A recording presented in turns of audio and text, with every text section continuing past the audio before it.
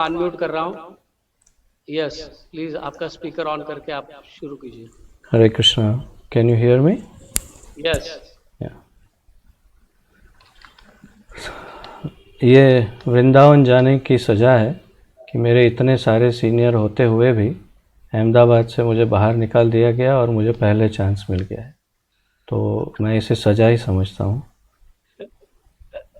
हमारे पिता, जैसे वैष्णव सेवा प्रभु ने कहा, 2006 से लेकर 2018 तक मैंने उनकी छत्र छाया में मुझे सेवा करने की उन्होंने अनुमति दी। तो वास्तव में इन द रियल सेंस वो मेरे पिता ही थे, और मैंने भी एक अपने पिता गंवाए हैं। मैं इनके बारे में, इनकी पर्सनालिटी के बारे में क्या कहूँ। He was in my view mysteriously mistake personality, रहस्यमय रूप से आध्यात्मिक व्यक्तित्व। रहस्यमय इसलिए क्योंकि बाह्य रूप से वो सबको कुछ अलग अलग रूप से नज़र आते थे, परंतु वास्तव में उनकी जो रियल पर्सनालिटी थी वो केवल अंतिम 3-4 वर्षों में ही उभर कर आई, और तभी समझ में आया कि ये वास्तव में क्या पर्सनालिटी है। तो संक्षिप्त में जो मेरी यात्रा थी, अनुभव थे, उसका एक छोटा सा वृत्तांत। 2006 में मैं दुबई से वापस आया और मंदिर में प्रतिदिन जाकर मैं बैठकर जप करता था। वो मुझे देखते थे, बहुत ही सुंदर स्माइल देते थे और झुक कर के प्रणाम करते थे। पता नहीं ये मैं नहीं जानता था ये कौन है, बस मैं इस्कॉन को जानता था, उनको नहीं जानता। एक दिन मेरे पास आए और कहा कि आप कहाँ से आए, क्या कर रहे हैं? मैंने कहा मल्टीमीडिया डिज़ाइनर हूँ। तो बहुत ही महंगे वाला DSLR कैमरा मेरे हाथ में उन्होंने रख दिया, कहा इसको घर लेके जाइए और रोज़ आते ही हैं आप, रोज़ आइए और ठाकुर जी के फ़ोटो लीजिए। तो आप में से कई लोग मुझे फ़ोटोग्राफ़र के रूप में जानते हैं, तो वो उसकी शुरुआत वहीं से हुई। बस उन्होंने कैमरा दे दिया मुझे, घर ले जाओ, रोज़ आना फ़ोटो खींचना। तो 2018 जब मैंने वृंदावन के लिए हम आए, तब तक पहले तो कई वर्षों तक रोज़, और फिर बाद में हर त्यौहार में भगवान के फ़ोटो खींचने की जो सेवा मुझे मिली वो उनकी असीम कृपा से ही मिली। उसके बाद 2007 में जब जन्माष्टमी आ रही थी तो मुझे कहा कि तुम थोड़ा पब्लिक रिलेशन का काम करो, थोड़ा मीडिया, थोड़ा VIP गेस्ट सबको आमंत्रण देना, ये वो। और उन्होंने पर्सनली मुझे सिखाया कि कैसे किन से मिलना है, क्या बात करनी है, कैसे गिफ्ट्स देनी है। और उनकी जो सीख है वो इतनी परिपक्व हुई कि फिर मैंने इसके ऊपर दंडवत्स में आर्टिकल्स लिखे कि कैसे मीडिया को अट्रैक्ट करना है, किस तरह से। तो इसका पूरा श्रेय 100% हमारे यशोमती नंदन प्रभु जी को ही जाता है। उन्होंने ही मुझे सिखाया कि किस तरह से पब्लिक रिलेशंस को डेवलप करते हैं। और मीडिया के जो आप फ़ोटोज़ देखते हैं जिसमें मोदी जी के सामने इतने सारे माइक्स है, ये है वो सब डेवलप करने का जो पूरा रहस्य है वो उन्होंने ही मुझे बताया।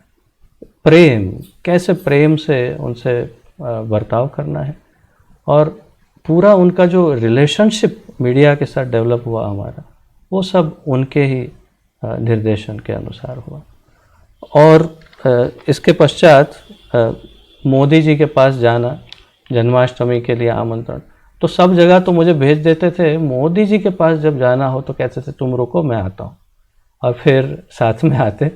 और जैसे ही मोदी जी के पास जाते तो मोदी जी शुरू हो जाते, प्रभु जी हूँ शू कहूँ तमने, अरे मारे घण, और अपनी जो अपना दुख है वो मोदी जी प्रभु जी के सामने निकालना शुरू करते। और तब लगता कि देखिए मोदी जी को कोई सहारा मिला है जिनको वो कुछ दुख कह सके। तो इस प्रकार उन्होंने बहुत कुछ सिखाते गए, भौतिक ढंग से कैसे आध्यात्मिकता को फैलाएं, और शिक्षा गुरु तो आप जानते ही हैं कि वो उन्होंने जो हमें शिक्षाएं दी हैं उसका तो हम उनके एक एक लेक्चर, हाँ बीच में ये कहना चाहूँगा कि आप सबसे अधिक धनवान मैं हूँ, इसलिए क्योंकि उन प्रभु जी के सबसे ज़्यादा लेक्चर्स, उनका वीडियो रिकॉर्डिंग और उनके फ़ोटोग्राफ्स मेरे पास है। तो आज भी मैंने उन्हें बहुत ही संभाल के एक अलग से हार्ड डिस्क में रखा है। जब कभी किसी को आवश्यकता हो तो प्लीज़ मुझे कांटेक्ट करिएगा, मैं आपको प्रभु जी के जो मेरे पहले से जो मैंने रिकॉर्ड किए हुए हैं वीडियोस हैं और फोटोग्राफ्स बहुत हैं उनके, वो सब मैंने धरोहर के रूप में रखा हुआ है। और 2012 में मैनेजमेंट में जब परिवर्तन आया तो मैंने उनसे अनुमति मांगी, इस्कॉन कांग्रीगेशनल डेवलपमेंट मिनिस्ट्री ज्वाइन किया, जीबीसी सर्विसेज ज्वाइन की। तो मैंने अनुमति ले करके मैं वहाँ से मंदिर से मैंने प्रस्थान किया।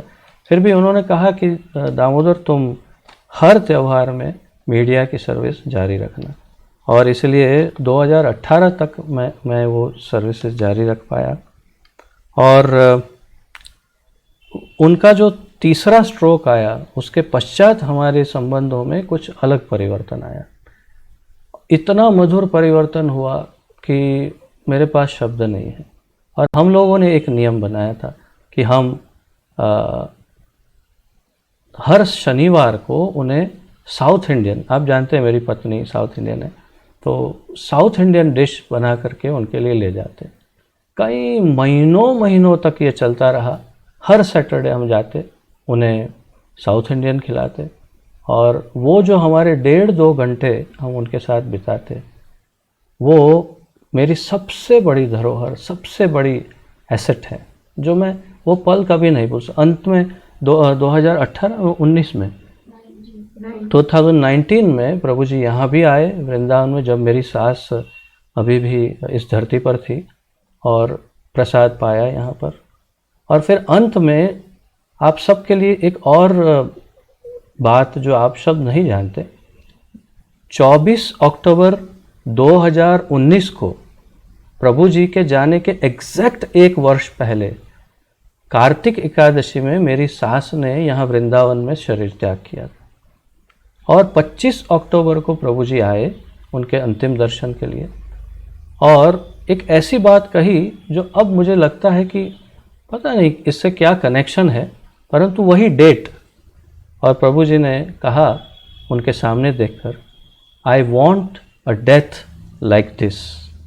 मेरी सास के सामने देखकर कहा कि मुझे ऐसी मृत्यु चाहिए, और मेरे पास जितने भी आशीर्वाद है वो सारे आशीर्वाद मैं इनको देता हूँ।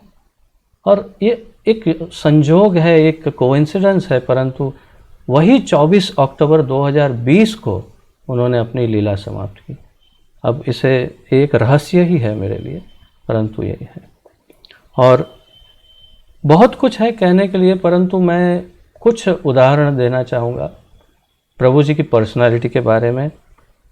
जैसे हम कोकोनट को देखते हैं, बाहर से सख्त है, अंदर से नरम है, तो महत्वपूर्ण क्या है?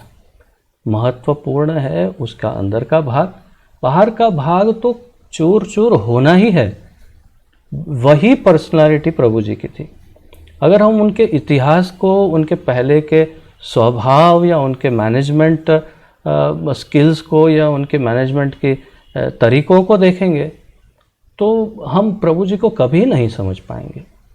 परंतु यदि वास्तविक प्रभु जी को समझना है तो अंदर जो कोर ऑफ हिज हार्ट जो था, वो समझने के लिए थोड़ा प्रयास करना होगा। और वो आखिरी 2-3-4 सालों में, लास्ट 2 साल में उनकी वो ओरिजिनल रियल पर्सनालिटी उभर कर सामने आई, जब दिखता था कि ठाकुर जी से कितना प्रेम करते हैं प्रभु जी, कितना प्रेम कर। आप किसी भी मंदिर वालों को पूछिए, जहाँ कहीं भी उन्होंने लेक्चर दिया, जहाँ कहीं भी विदाउट फेल वहाँ पर वो रोए हैं, विदाउट फेल। आप किसी भी मंदिर में जहाँ कहीं गए प्रभु जी पूछिए, तो ये भाव जो उनकी भावावेश की दशा है, वो दशा को पहचानने के लिए हमें पहले उस दशा तक पहुंचना होगा। तब हम उनकी उस दशा को पहचान पाएंगे कि वो कौन सी भाव दशा तक पहुंच चुके थे, और इसीलिए हम अक्षम हैं उनके बारे में कुछ भी कहने के लिए। हम क्या कह सकते हैं उनके बारे में? वो तो उस दशा में थे जहाँ वो ठाकुर जी के साथ उनका साक्षात्कार था। और इसीलिए मैं बस सबसे यही निवेदन करूँगा कि उनकी उस भाव दशा को, उनके उस ओरिजिनल स्वरूप को देख करके हम उनके उसी रूप को स्मरण करें हमेशा, और हमें हमारे शिक्षा गुरु के रूप में स्थापित करें।